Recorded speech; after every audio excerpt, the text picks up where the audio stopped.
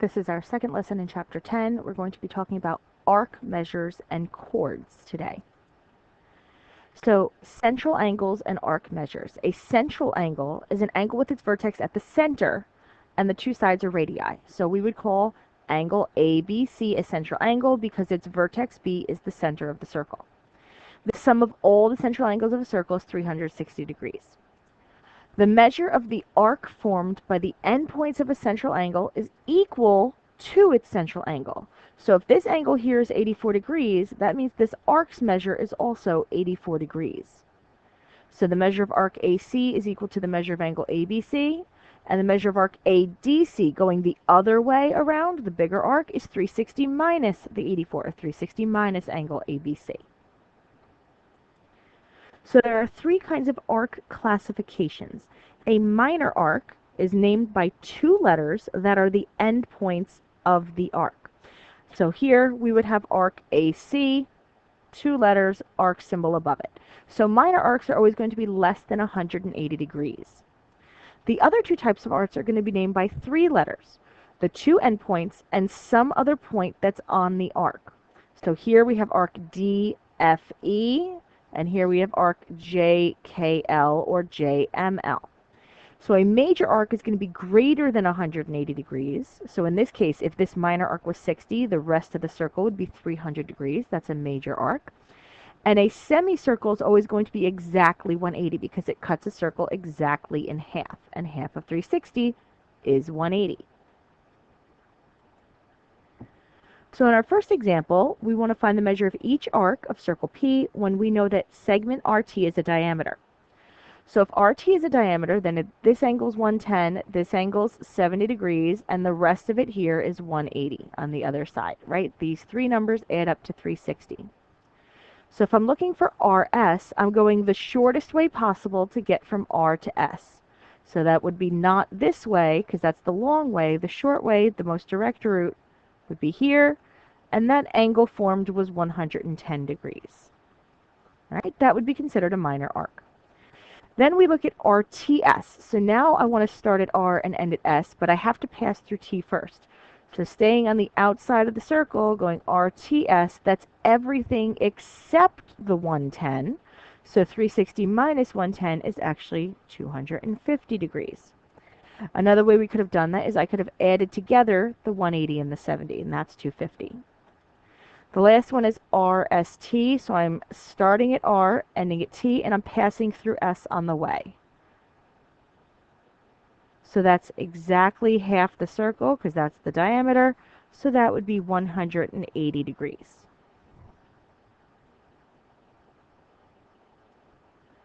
All right, let's look at another example.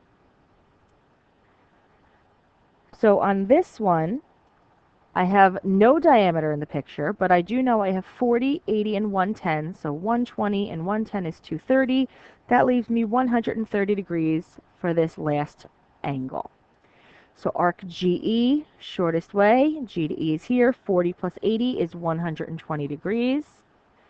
GEF, so it's going all the way around the edge, not including this part here. So it's 360 minus 130, or 230 degrees. And GF, the shortest way to get from G to F, is 130 degrees.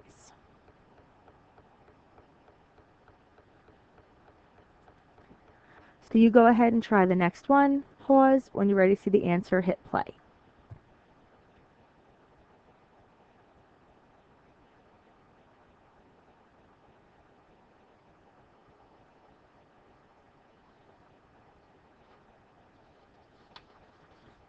All right, so in this one, arc TQ is 120 degrees, that's a minor arc.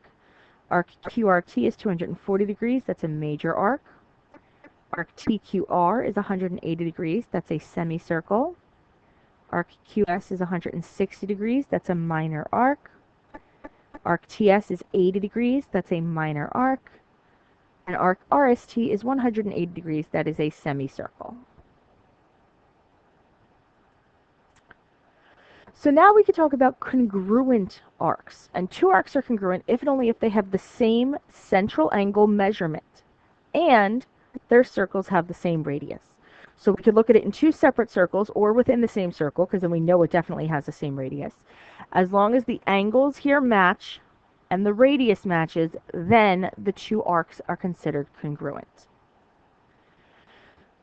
So let's determine whether each of the given arcs are congruent and justify our choices. And also ignore whenever we write these, it looks like a point because our system doesn't allow us to put the curve all the time. So just pretend they're arc symbols above them.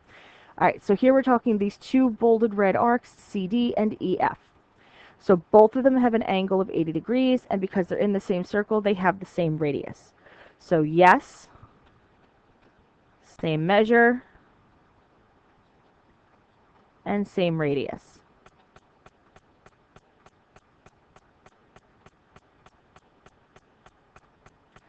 For part B, arc RS and arc TU both have a measure of 90 degrees, but the radius is different. The radius here is different than the radius here.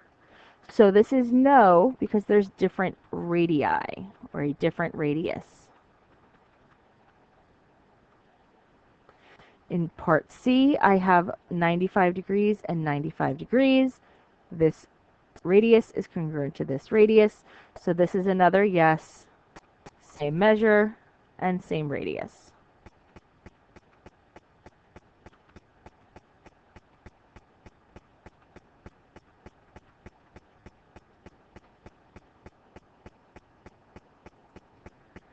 So you go ahead, try these two, pause. When you're ready to see the answer, hit play.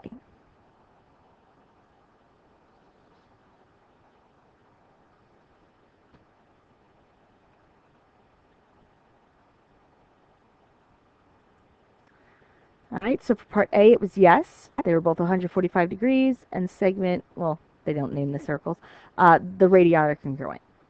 In part B, no. Well, they both had 120 degrees. One radius was 5, the other was 4.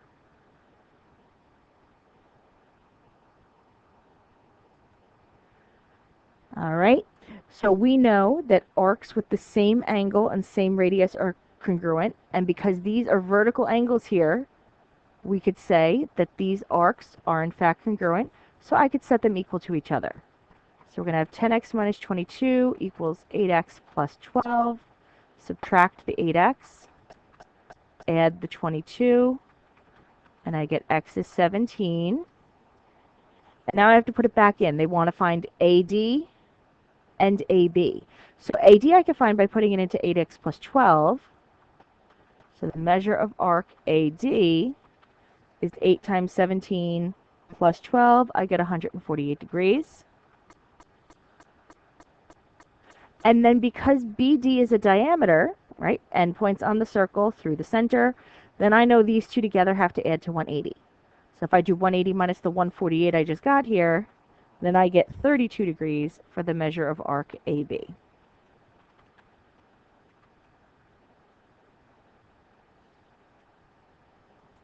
Oops.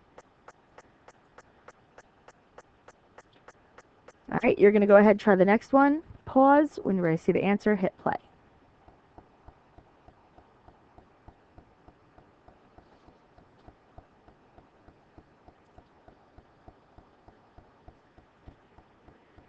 All right, so 10x minus 45 was equal to 6x minus 1. I got x was 11. Putting that back in, mn was 65 degrees. And then if I want np, it adds to 180 with the 65. So I got 115. So still more about chords. So if we recall, the chord is the segment where both endpoints are on a circle, and a chord divides the circle into two arcs. Two arcs will be semicircles if it was a diameter that divided it, but any other chord will create one minor arc and one major arc. Two chords are congruent if and only if their corresponding arcs are congruent. So I can say that if I knew these two arcs were congruent, that makes these two chords the same as well. So if I knew that the measure of arc AB was 110, and I wanted to find the measure of arc BC, because these are the same, these are the same. So if that's 110, that's also 110. If they told me AC was 150, I still know that these two are the same, so let's call them X and X. So if I want to find AB, I know these three add up to 360. So 2X plus 150 is 360. That's 2X equals 210. So divide by 2, we get 105 degrees.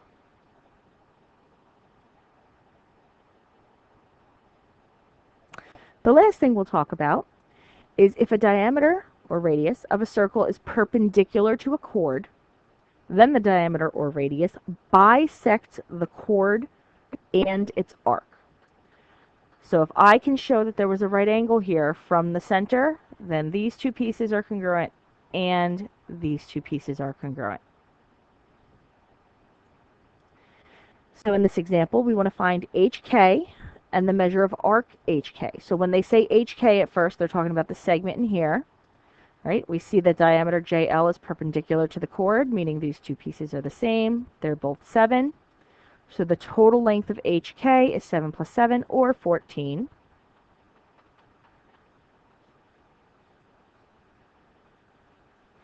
And we also know the two arcs are going to be congruent. So I'm going to set 11x equal to 70 plus x. Subtract x, we have 10x is 70. Divide by 10, x is 7.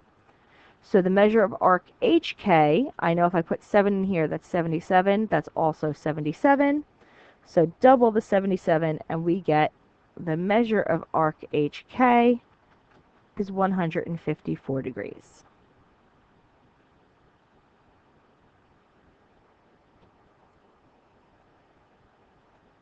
So you try the last one, pause, when you're ready to see the answer, hit play.